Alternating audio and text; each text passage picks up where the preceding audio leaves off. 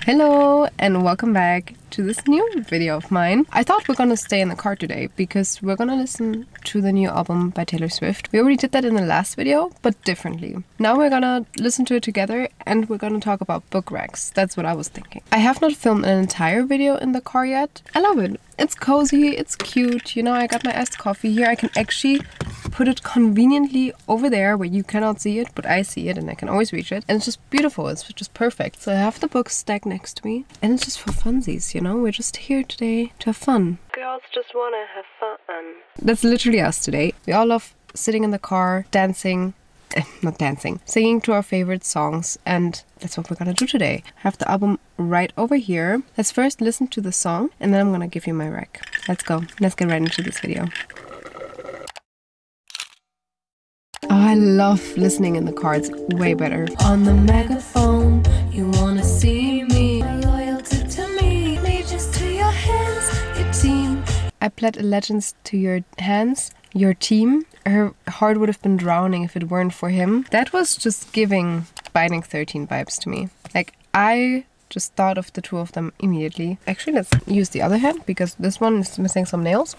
I just love them. I love them so much. Johnny and Shannon, I think this is so them in a way. Obviously, it's a very sad book. I'm not saying that, but it is kind of once they had gotten together and Johnny did what he did in the second book, actually, I think it's really reminiscing that feeling for Shannon of like her first love and what Johnny represented. Like she really fought her way out of the situation she was in because she is living in an abusive household. And yeah, it's very in-depth. Johnny is a rugby player, I think. Yeah, rugby player. They're both in high school, but I just think, yeah, it's really giving me the vibes of this. Maybe just because of the team part, but I don't know, I just going from a dark place and then him getting her out of this, that's what inspired this book for me by this song. That was not a coherent sentence. I also don't know how to reformulate it right now, so we're just gonna keep it at that, to be fair. Okay, next one. Oh, I have shuffle on, that's not good. Next one is Elizabeth Taylor. Do you think it's forever? It's on my mind when you call me at the Plaza Atene. Glamorous to be me as your last hit, baby. So this is actually my favorite song on the entire album. Like I could listen to this all day, every day. And I have a book over here that I'm currently a few pages in. Like you can see the bookmark, The 7 Husbands of Evelyn Hugo. As I said, I'm not really far in yet, but the vibes it's giving is Elizabeth Taylor to me. And I don't know if I'm wrong with this, so maybe if you've read the book yet already, you can tell me if this was the correct thought process or not. Like that was just my intuition telling me this could be it. Just because she has 7 husbands, as the title already suggests. Evelyn Hugo, she's like this Hollywood idol, and we follow her life step by step through like all these husbands, how she got to the fame and everything. And I think it's really this question of, are you the one right now? Are you gonna be the one that stays with me forever? Or is there gonna be another man at one point again, you know? That's really reminding me of the song, kind of. Like, it doesn't feel so glamorous to be me, simply because we see how she got to fame. And it wasn't glamorous. It wasn't what you would expect. And I think that's really giving the vibes of that. I don't know, but I'm really excited now to have the song and also read this because I feel like, yeah, it's gonna be a great experience. You know, I mean, I'm 50 pages, 60 pages in, something like that. But already I'm obsessed and I think it's really hitting the mark with this one. Lightning strikes,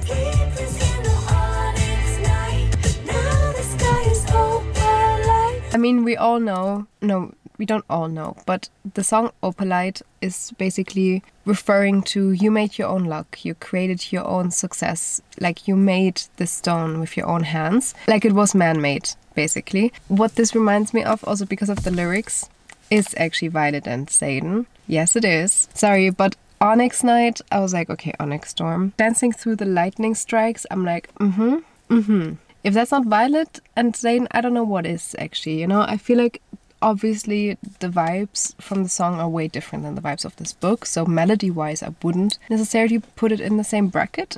Lyrics-wise, it just matches the two of them. Here we follow Violet and she's actually being forced by her mother to, instead of becoming a scribe, to join the writer's district. Oh my gosh, what happened to the book? Is it because I had it in the bag now? Oh my gosh, look at this, it has so many scratches. Oh wow, okay. So her mother is convincing her, you need to join the writers instead of the scribe quadrant. And in the writers quadrant, you can very much die, also when bonding to a dragon.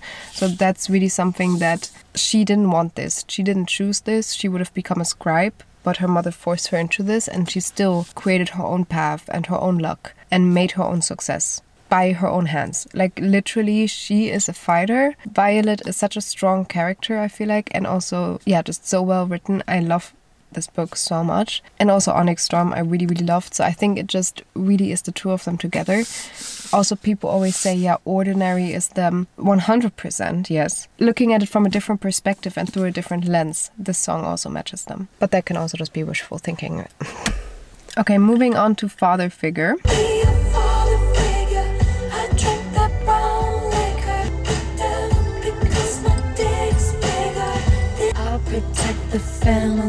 Okay, so this song, personally, I don't have good feelings about this one because, I mean, I do, but I just feel like it is very toxic. It talks of a toxic relationship, of someone who wants to exhibit their power over someone else, of pushing their own needs on someone else and saying, I'm gonna protect you, it's all gonna be fine. And then, yeah, really turning it into something dark and toxic. And also the last part, you pulled the wrong trigger. I think overall, maybe because I read it recently, but it really reminded me of Hookshot. Longshot.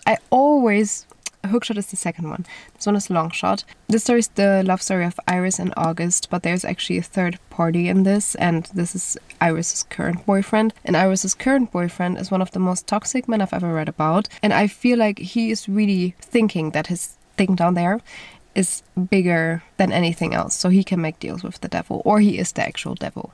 You know, I really, really think that this man comes from the pits of hell, and that's exactly why I think that this matches, because he's like, I'm gonna protect you, I will be there for you, you can lean on me. And then he's completely the opposite, completely exploiting her for his own good. And also Iris had such big dreams and hopes and aspirations, and I feel like it was all crashed and crumbled down by this man. They want to see you rise, they don't want to see you reign. That's the whole thing of, like, she was then at one point just a player's wife instead of like being her own person, you know. So she was at the top, but she had nothing. No one actually wanted to hear her opinion on things.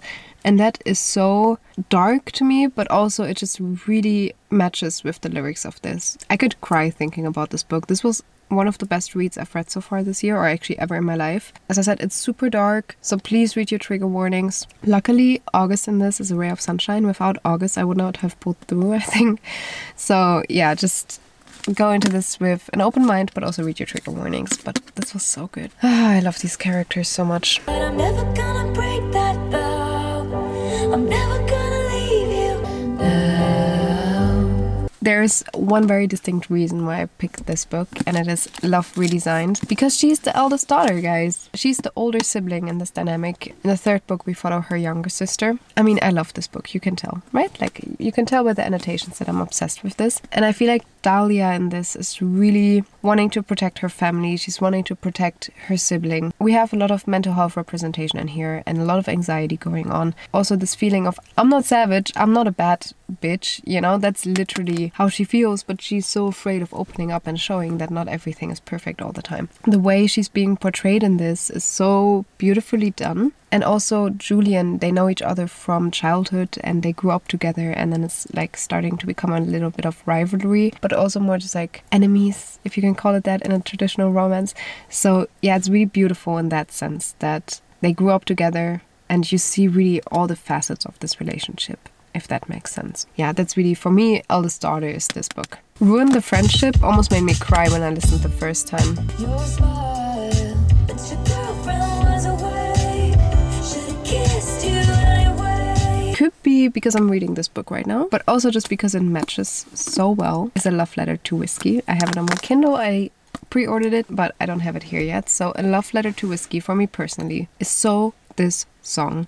I mean, the imagery of them driving in a Jeep or just in a car together, which they always do in this book. Like in high school, when they were in high school, they were always driving around. And he was driving, she was there just enjoying his smile. And they were such close friends. And he had a girlfriend at that time, which actually was or is her best friend. And the girlfriend was away, always like, I should have kissed him, I should have done something. You know, it's like this feeling of right person, wrong time, or it just never worked out, or we cannot destroy this friendship. We cannot destroy it later. Different topic. We're not going to talk about that. But when they were young, they had such problems with, we need to do the right thing instead of doing what we feel like we want to do, instead of just like going for it. That's why I just feel like this matches so well with this whole conversation that this song sparked. The song turned into something really, really sad later on, which I don't even want to talk about. I don't really want to go too much into detail about that. And we also talk about grief in this book, and we also deal with that a lot in here. So I think overall the whole topic of it is, for me personally, just a love letter to whiskey. Like this whole song embodies this, basically.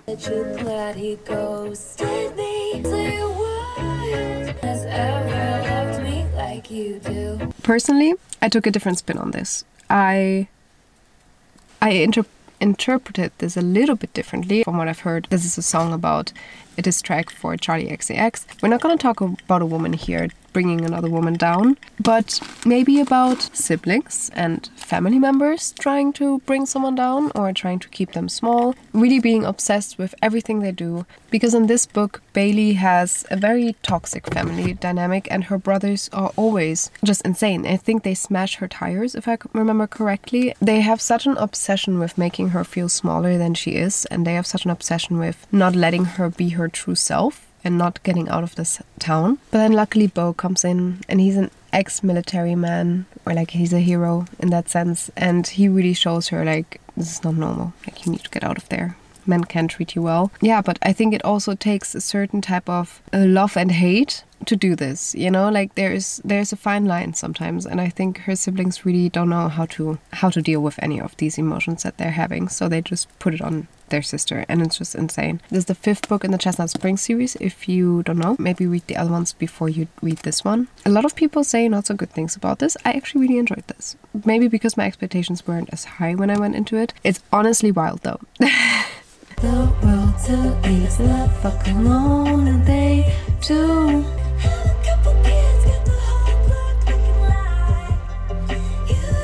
I just want you. In this song, she's talking about that other people want materialistic things. They want to have like a big career. They want to go on fancy vacations, fancy parties, whatever. And she doesn't want any of these things. She just wants her partner. She just wants to have a family with him, and she just wants to spend the rest of her life with that man.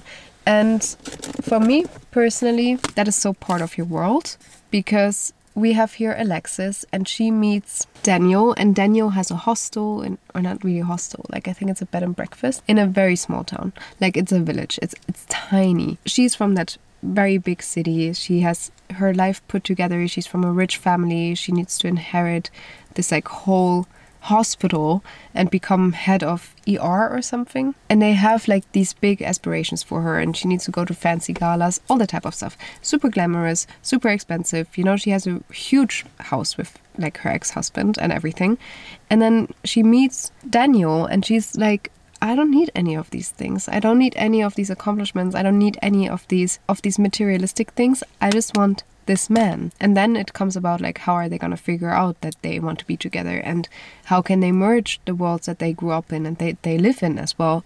How can these two worlds merge together? How can they combine? So I think also boss up and settle down. I just want you is also the two of them. Like she needs to boss up. She needs to make her own decisions, make her own steps in order to move towards him as well. Yeah, this was a really beautiful book. It's the first one in the series. I love Abby Jimenez. Her writing style is so good. That's just wish list for me. 4 more left to go. Next is Wood.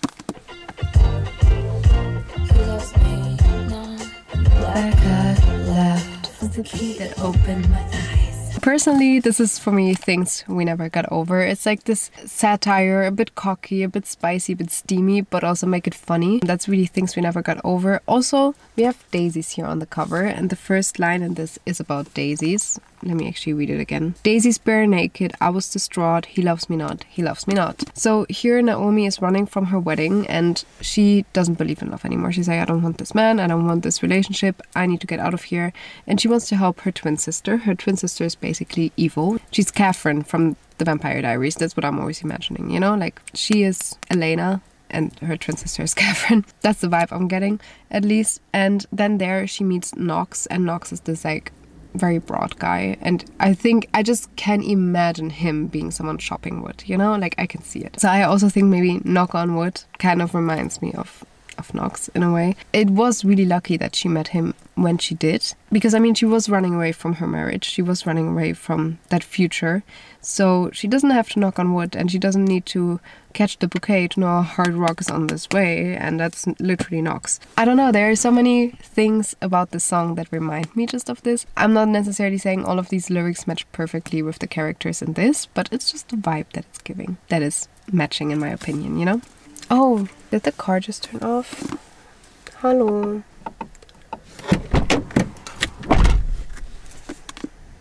Hello. Hello.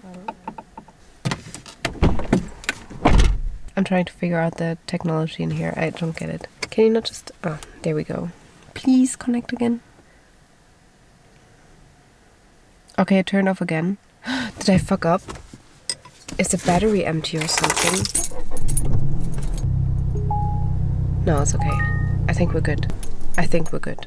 Oh my gosh, imagine it would not drive anymore. Scary. You know what? We're just gonna turn this car off and we're gonna play it on here. I'm scared now. Saved. Of course. Did your girl boss too close to the sun? I like my friends cancel. Welcome to my underworld where it gets quite dark. Oh, where is it? Where did I put it? At least you know exactly who you... Oh. At least you know exactly who your friends are. We're the ones with matching scars. Magnolia Parks, baby. Magnolia Parks. That cringed me personally out as well, that I did that just now. I mean, we follow a friend group basically in this whole series of 5 people, and they're all getting cancelled. They're all in the news all the time. It's such a toxic dynamic that Magnolia and BJ have. It's often in the news. It's often talked about. And still, even though she might get cancelled for things that she's done or said, or that he has said and done, they still, as a friend group, they stick together. They call it the full box set, and they literally stand up for one another. If one gets cancelled, they're there for each other. There's no bringing them apart, and that's why I just think cancelled is so them. No matter what happens, no matter what the drama is, they're gonna stick together. I love the series in general, so whatever I listen to, I think about Magnolia Parks, to be fair. Next we have Honey. I'm the one you want.